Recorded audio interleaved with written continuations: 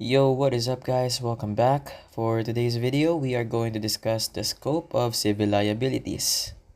As I said last time, mahirap talaga makulong kasi aside from the fact na makukulong ka, you're also civilly liable. So, balik tayo sa article na nagsusupport sa statement ko.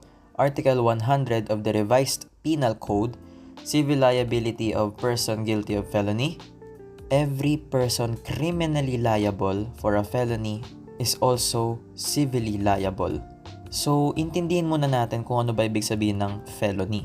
Felonies are crimes punished under the Revised Penal Code. So, in short, pag gumawa ka ng masama intentionally sa ibang tao, you are also civilly liable.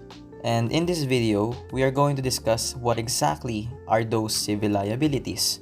Pero before we do that, you have to understand that Article 1161 of the Civil Code states, civil obligations arising from criminal offenses shall be governed by the penal laws.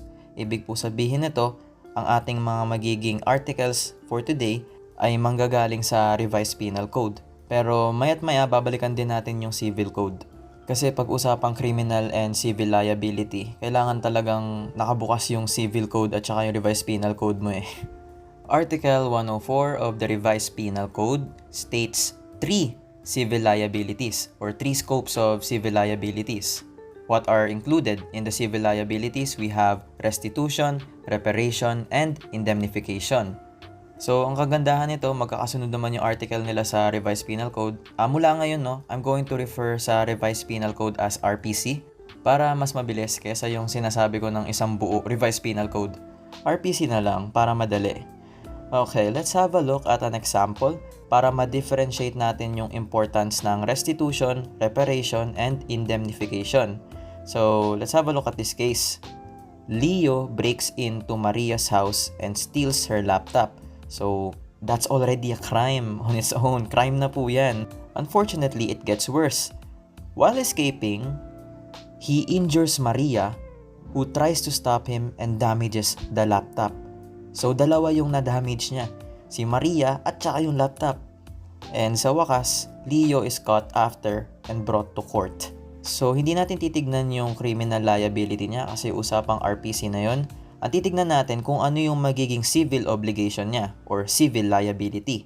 Let's start with the first scope, restitution or Article 105 of the Revised Penal Code. The restitution of the thing itself must be made whenever possible, with allowance for any deterioration or diminution of value as determined by the court. So, tignan muna natin ano ba ibig sabihin ng restitution sa dictionary since hindi siya malinaw na pinaliwanag sa RPC. It is the restoration of something lost or stolen to its proper owner. Ibig sabihin, isusole kung ano man yung nawala. Sa case na to, ano ba yung nawala? Yung laptop ni Maria. So, restitution, isusoli yung laptop kay Maria, hopefully in good condition pa. Pero di ba nga may damage na yung laptop? Dito na papasok yung reparation. Under Philippine law, the RPC specifically, kailangan ang reparation ay fair value. Kumbaga, ang titignan natin dito is yung repair. And ang fair value ng repair is the price of the thing, yung original value of the item or property. And of course, we have to consider the sentimental value rin. And of course, the reparation shall be made accordingly. Kasama na po dito yung extent of the damages.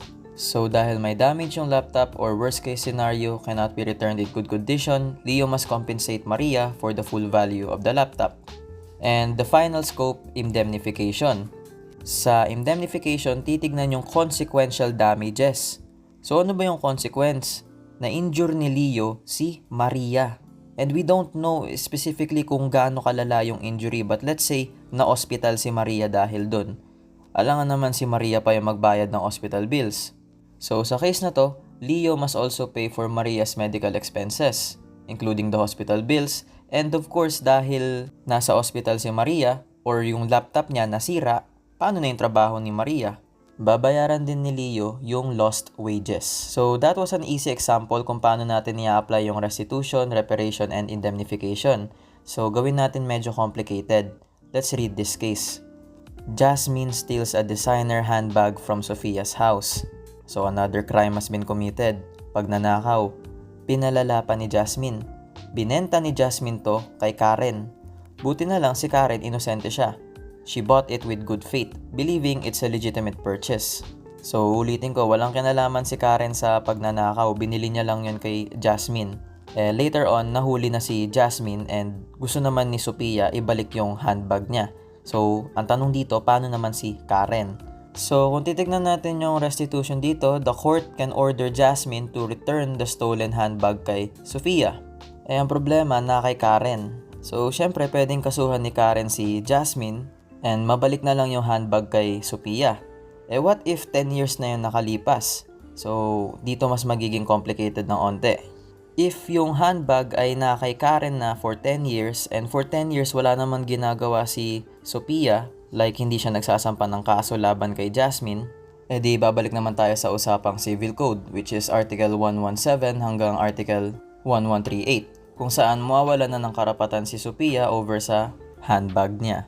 Kaya maganda talaga yung mindset na if someone does you wrong, huwag mong patagalin ng years bago ka magsampa ng kaso. But that's just a side note I mean, naiintindihan ko naman kung bakit some people can't push themselves to file a case. And that concept goes way beyond law. More on human psychology na po yun. However, back to topic, what I want you to understand about civil liability is that compensation is flexible. And yung compensation is not decided by the victim. Court po yung magdi-decide.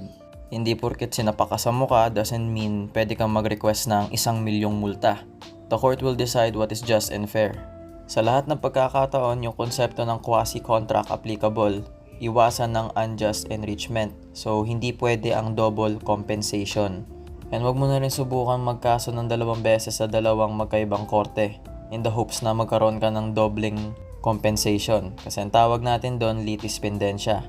So, our general lesson here is to always act in such a way that it does not harm other people.